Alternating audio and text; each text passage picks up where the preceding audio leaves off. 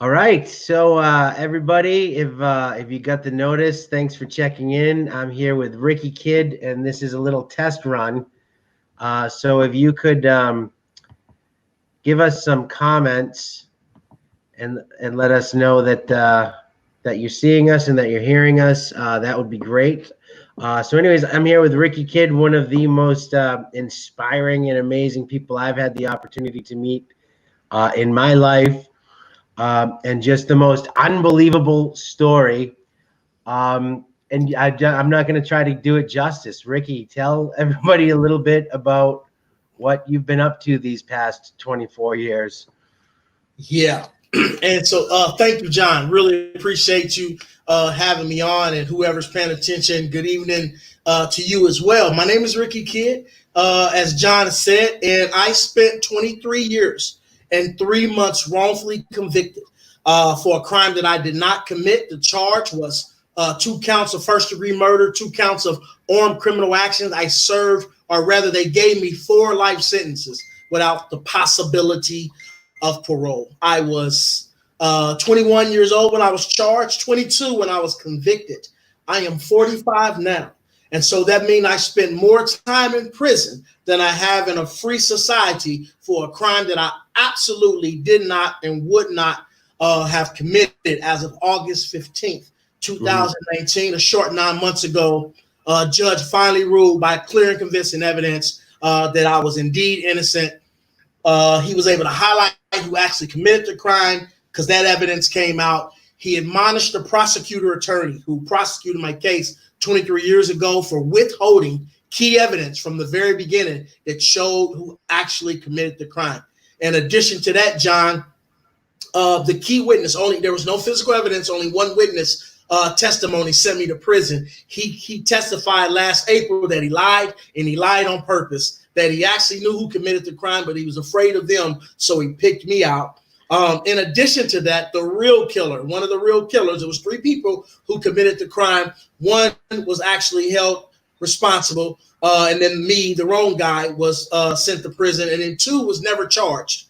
But the real killer, who was tried and convicted, came forward as well and testified, laid the whole thing out, exactly what happened. The state of Missouri has not elected to pursue charges with them, I think in part because to pursue the real killers is to admit that they sent the wrong person to prison. Maybe that'll open them up liable for a suit. I don't know why they elected not to pursue charges, but that's my story. And I've been home 9 months, and I am excited to be here and to do something with this newly deserved freedom that I now have.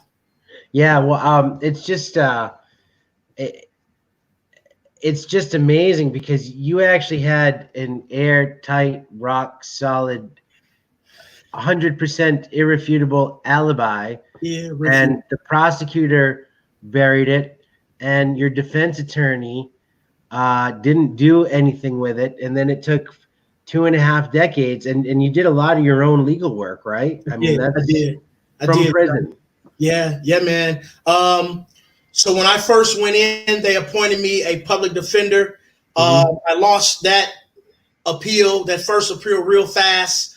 The second appeal, they gave me another public defender, lost that real fast. And after that, you don't get no more lawyers. So after about 2 years in, I was really on my own. Really from day one, I was on my own, really helping the public defender try to understand how they end up getting it wrong. But they was not trying to listen. They thought I was the little boy crying wolf. They kept kind of mushing me in the face metaphorically, just didn't want to hear me. After they left and got out the way, it was really when I had the opportunity to roll up my sleeve and then just cry and plead through writing letters to lawyers, to organizations, to churches, to anybody that would listen. And I did that for about 8 more years until finally Professor Sean O'Brien with UMKC School of Law heard my cry, heard my plea, took my case, and got the ball rolling. But yeah, absolutely.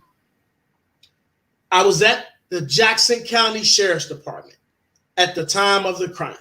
And I told them that, obviously, and they could have went and checked that out, but they did not. The police did not believe me. My lawyer, my public defender did not have time to chase that down. My new legal team did chase that down. And lo and behold, John, What did they discover? The sheriff who actually processed my paperwork that day and came to court and admitted that, yes, Mr. Kidd would have indeed been here. And she broke down the process in which the application come through, the time stamp that came back through the computer, that it couldn't have been on this day, that it couldn't have been on the day after. Had they did that all along, I would have never had to spend 23 years of a nightmare inside of a maximum level 5 prison for a crime I didn't commit. Yeah, you never should have even been charged. But I know that. So we're coming back, you and I, together at on Wednesday, June 10th at 7 p.m. Eastern Standard Time, and at 6 o'clock your time. So we'll go, pretty deep into that. But I know that since you've got out, you've had an amazing ride, and you're doing a lot of teaching, a lot of public speaking. You've got the I Am Resilience. Oh yeah. And Yeah. one of the things you were teaching me about last week was commonalities and differences. And that's something that I was really excited to hear about and to learn more about. Yeah, and we're going to, so everybody, please, if you're listening in now and you have some free time next week, 6 p.m. Central, 7 Eastern, make sure you tune in, because John and I is going to talk about the current events going on across the country and really kind of unpack our commonality versus our differences. Often, John, what that means is we often and quickly see what our differences are. And but usually, if you unpack that, what you'll find is that we have more in common than we actually do different. And I love talking about this topic because it crosses all barriers, it crosses all borders, it crosses all boundaries, whether we're talking about the hue of our skin, whether we're talking about the different communities that we live in, whether we're talking about the justice system, a criminal or a cop who becomes a criminal, as in George Floyd case. I'm really excited rather about sitting down, talking with you and the listening audience about how we find the commonality and our differences. I think it's a good topic, and it may very well push us for those who's listening towards healing. That's what we need right now. A lot of things has been torn. A lot of emotions and torn. Relationships is torn. And it's been an important protest, I must say. But there has to be a time for healing as well. And I think the conversation you and I have next week may offer that up to your listening audience.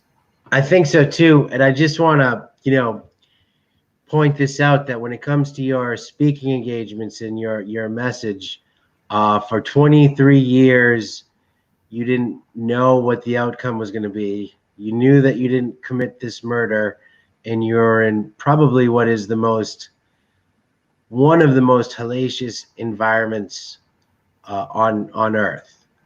And just your brand right now and your organization is called I Am Resilience. And tell us, how do you take an experience like that and turn it into something where you're out helping and giving and being of service to others? It sounds like that's your entire life right now. Yes, it most definitely is. And that's a good question, John.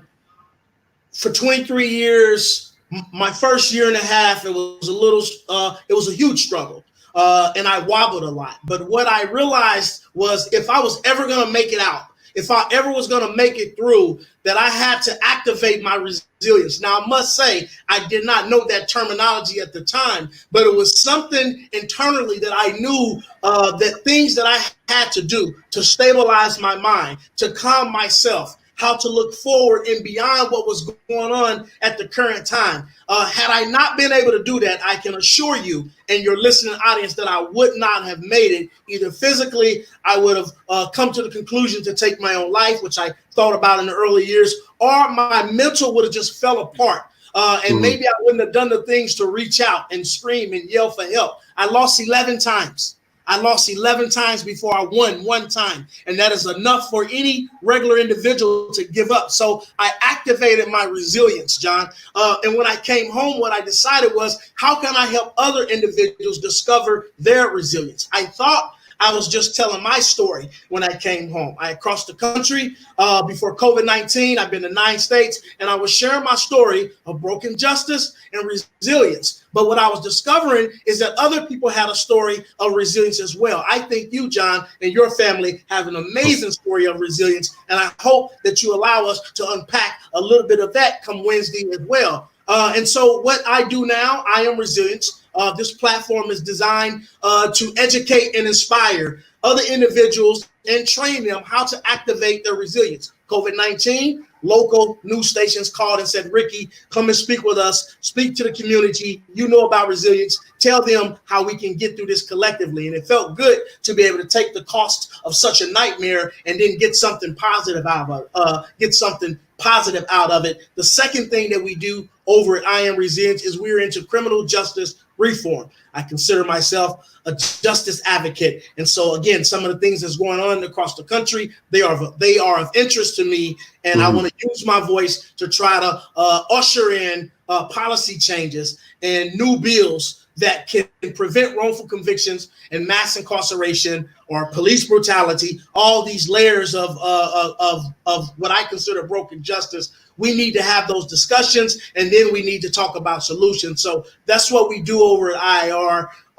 Just real quick, when COVID lifts, we'll be going over to Scotland.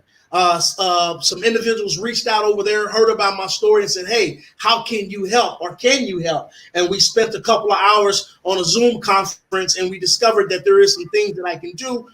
Certain individuals and entities are interested, and so they'll be inviting me over in the months ahead, of course, when everything is safe. And I'll continue to spread this message of resilience and our ability to change a broken justice system, or one that needs to be put in place in the first place. Well, you know, when you're flying from Missouri to Scotland, it'd be really easy to touch down in Boston and stay in Boston for a couple of days too.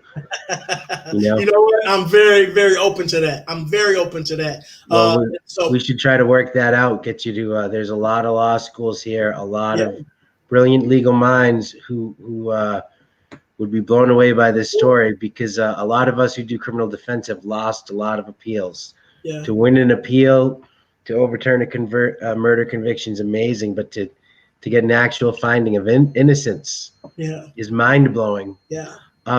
So I know we're going to dig into I Am Resilience a lot next week, and I can't wait for that. And everybody, people who've just tuned in, it's June 10th at 7 o'clock Eastern. What's life like for you now? I understand you have some really, really good things going on. It's been meaningful. It's been fulfilling. You know, John, on my tombstone, I wanted to say I came, I lived, I mattered. And I might want to add on there, and I had a little fun alone.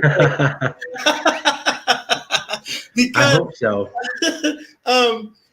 Again, before COVID, I've been traveling. Since COVID, we've still been keeping up the pace. We pivoted to virtuals, really doing meaningful work and finding ways to have fun as well. So recently, about, I think 10 days ago, maybe 10, 11 days ago, I got on TikTok.